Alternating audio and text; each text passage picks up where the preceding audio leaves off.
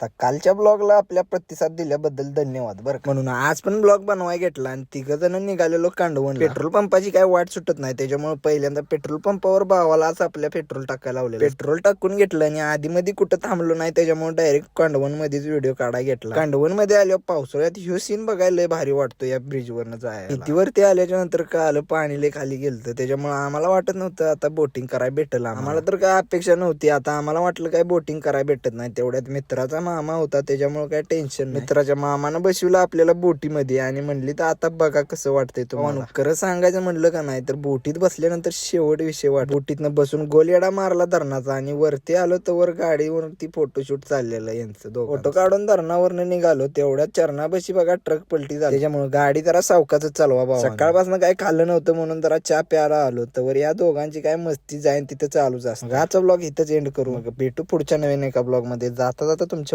Follow तेवढं नक्की करा.